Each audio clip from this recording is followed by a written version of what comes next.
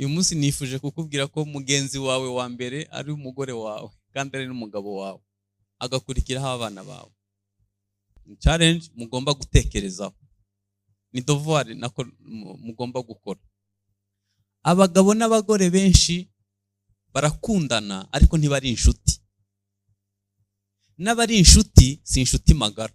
Hanyuma tuzafata umwanya dutekereze nibiki byubaka ubushuti.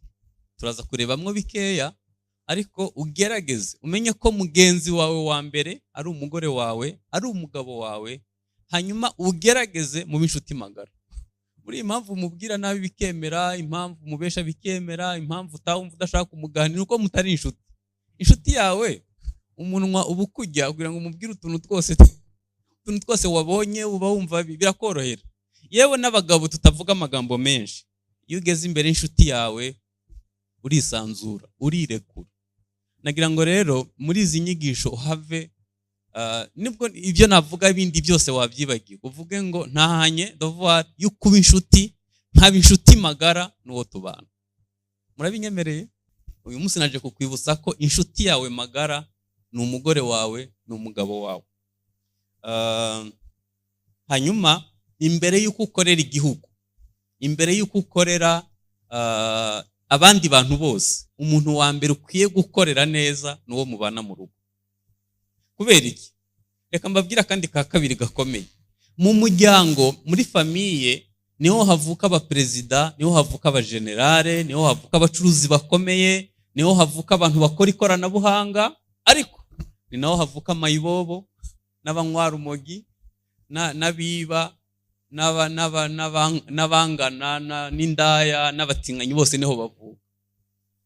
Imiryango twahuriye hano, aha hantu hamwe haproduiza ibintu bibiri bidasa, ntidukwiye kuhitaho.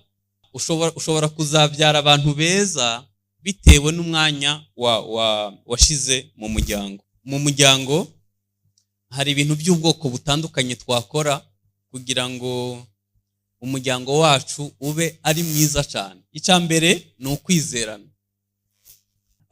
Kimwe mu bintu nzi bigoye mu miryango ni ukutizerana. Nyene abadamu barara bacunze, umugabo asinzira agahita afata telefone, aba yaramenye password ukuntu, agahita ajya muri telefone ngo arabuta message. Ibyo bintu ubundi kumenya ibiri muri telefone y'umugabo ntaco bitwaye, ariko bizakugwaza umutwe. Iyo utangiye kutizera mugenzi wawe, uzabura itiro, estomi zakwica, uzabaho, uzadeprima.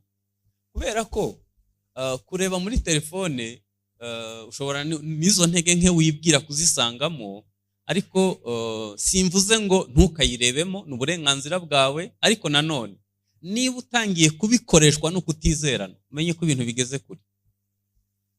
Urugo gubakwa n'ikizere. Nari mvuze ngo urugo gubakwa no kwizerana. Iyo bigeze ku kutizerana ni bibi cyane.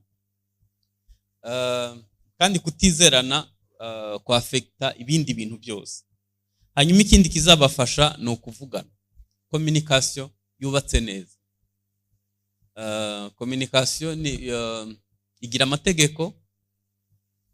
Habaho ibiganiro biteguwe, hakabaho n'ibidateguwe.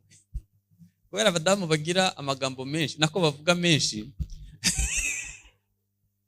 mujye mubareka bavuge. Yewe madamu, kubera ko tujyama turushe, ari ukuntu ahengera nka 11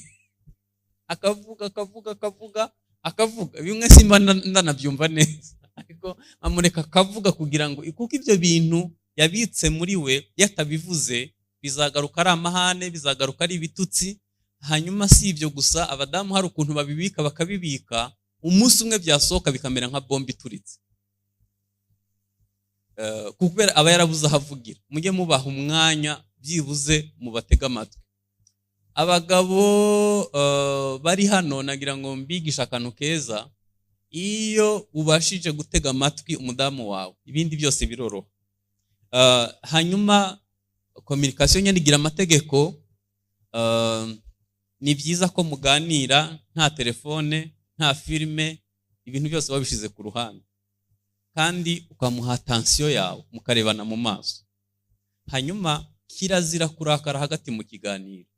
Abadamu barabikunda, ahita arira, agahita azamura n'ijwi cyane, ntabwo ari byiza muri communication. Hanyuma ikindi, kirazira guca umuntu mu ijambo ari kuvuga, ni ikosa muri communication. Bibiliya iravuga mu migani ngo umuntu acira undi mu ijambo akivuga ngo abagaragaje ubupfu bwe n'ubushizi bw'isoni. Niko Bibiliya ivuga mu migani. Umuntu yarezwe, umuntu ufite indero isanzwe y'ikirundi, muri communication hari ibintu atakora, ni amategeko agenga communication. Hanyuma ikindi, ni byiza kwita ku bimenyetso n'amagambo ari gukoreshwa. Twebwe muri counseling hari ibyo twita amapoe rouge. Iyo ubonye umuntu ageze ahantu agatsikira, cyangwa se agaceceka, cyangwa se akarira, cyangwa se ukabona arimutse kandi murebana, aho hantu urabyihorera ukaza kuhagaruka, kubera ko aba ari ikintu, niho haba hari umuzi w'icyamuzanye. Ntekereza ko ni byiza ko iyo utarebye umuntu mu maso ntumenya ikibazo afite. Abahanga mu by'ubutasi bo, iyo murebana mu maso amenya ko ari uriho urabesha cyangwa uvugisha ukuri. N'inshuro uhindura amaso gutya bishobora kuguha message. Ni byiza rero ko uba urebana n'umuntu mu maso. Hanyuma ikindi ni ukureba ko mu rugo mugenzi wawe aronswa ibikenewe. Ibikenewe bishobora kuba ari nyene, ugomba kumenya ko ugomba gutanga byose, ariko ibikenewe ntabwo ari bikenewe ku ruhande rumwe, ku mudamu gusa, n'abagabo nabo bafite ibindi bakenera gushigikirwa. Abagabo bakunda gushigikirwa, kandi abadamu hari igihe babyuka uwo munsi ari buguca intege, ariko ni byiza ko abona umuntu umushigikira. Kubera iki? Abagabo barota ibintu binini. Umunsi umwe twari turi Addis, hanyuma umugabo umwe ukora muri Union Africaine, tugitegereje indege tumusaba ko adutembereza. Twe twashaka kujya gusuma ibintu biboneka muri Ethiopia yenda bitari iwacu. Uzi ikintu yagiye kutwereka amazu mashasha ngo bari kubaka, ngo n'ibisenge by'amazu ngo bya hatari. Abagabo ni nk'ibyo nyene, biba imodoka nshasha zaje, amazu mashasha ari kubakwa, ibintu nka bene ibyo nibyo bishitura abagabo. Umugabo rero arota ibintu biremereye, hanyuma umugore we icyo areba cyane na marido, amakaro mashasha, ibirahuri, ibintu bimeze. Kubera turi kuri extremite ebyiri, rimwe na rimwe hari igihe tutibaza ko abagabo dukeneye gushigikirwa. Hari ijambo rimwe muri Bibiliya rivuga ngo Isaka arongora Rebeka, amumara umubabaro yatewe n'urupfu rwa mama we. Mwari muzi ko abagabo twe dupfusha buri munsi? Ntabwo mama wacu apfa rimwe, apfa buri munsi. Apfa buri munsi gute? Turota ibintu biremereye, turabantu dufata riske, bimwe bikemera ibindi bigapfa. Agataha projet ze zapfuye, uwo yishuza agatamwishuye, ibyo deal yakinye zitemeye, hanyuma akaza yapfushije ari muri day, wowe ugahita umuca intege. Mbega ukuntu ubu byishe cyane. Ahubwo akeneye umuntu yamumara umubabaro yatewe n'ibyo yabuze cyangwa yapfushije. Ntabwo nshaka kuvuga abagabo bakunda ibintu bitanu, bakunda sex kuri 70%, ku buryo bahora biteguye. Nibisaba kubategura, bahora biteguye. Saa 11 za mu gitondo biba bimeze nabi mitingito. Umutingito waje. Niyo abonye umukobwa yambaye nabi, sex irahaguruka, biri automatique. Niyo avuye hano akajya mu rumonge yicaranye n'umukobwa, ashobora kugerayo yamukunze. Sinzi niba ari ugukunda cyangwa ari kwikunda, simbizi. Non, abagabo bakunda sex kuri 70%. Icya kabiri, bakunda icubahiro kukinganya n'Imana. Umugabo nubwo yaba yakoze amakosa, uzakore ku buryo utavogera icubahiro cye, uzabugize neza. Nunamuhugura, umuhuguzanya ubugwa neza, kubera ko iyo uvogereye icubahiro cye, nubwo yaba yakoze ikosa, ashobora kuguhindukana intambwe. icya gatatu bakunda gushigikirwa ni ukumufata mu mugongo, ni ukumutera intege muri ya maproje manini afite. Hanyuma ikindi bakunda kuba bari bonyene, yashaka kwiyumvira ibintu biremereye akajya ku ruhande ari wenyene. Niyo mpamvu muzabasanga muri ville ahantu yaguza agacayi afite na laptop ari harakora, nibyo bimufasha. Hanyuma nta mugabo numwe akunda gusangira umugore we n'abandi bantu. Bibiliya iravuga ngo ifuhe y'umugabo ku mugore rikomeye nk'urupfu. Niko Bibiliya ivuga. Ifuhe y'umugabo ku mugore rikomeye nk'urupfu. Ni byiza kubyitondera. Hanyuma naho ndavuga ko ibyankenegwa bitari ibyankenegwa ku ruhande rumwe, ni ku mpande zombi. Abagore nabo bakunda iki? Tuzabivuga ubutaha.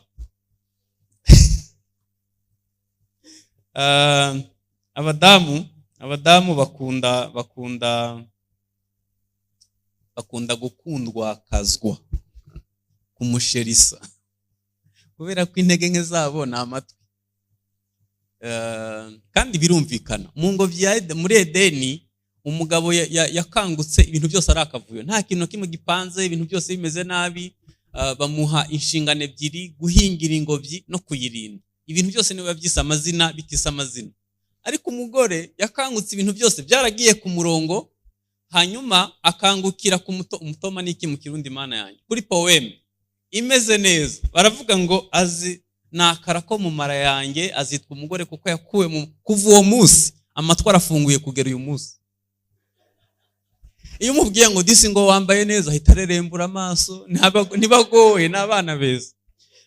Rero abagabo mujye mumenya ahantu muri bufyonde nyene bikagenda neza. Bakunda gukundwakazwa, bakunda umwanya wihariye mu kuganira, abandi bakunda gukogwaho, biri muri langage d'amour. Bakunda ibintu nka bene ibyo. Hanyuma bakunda sécurité financière, ntabwo bakunda ibintu turaza kubireba mu bidutandukanya, ahubwo akunda kurinda ibyagezweho. Mushobora kuba mfite imodoka ishaje ukavuga ati tuyigurisha hanyuma tugurinda, akavuga ati wihende nkorere ku modoka, kubera ko n'abantu bazi kurinda ibyagezweho. Rero ntekereza ko dukwiye kumenya aho dutandukaniye. Hanyuma mu rugo ni byiza kumenya ibyankenegwa.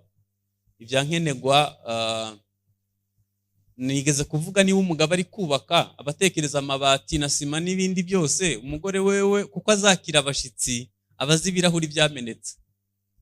Hanyuma ibyo hari igihe tutabyumvikanaho. Hanyuma ikindi kizadufasha kubaka urugo rwiza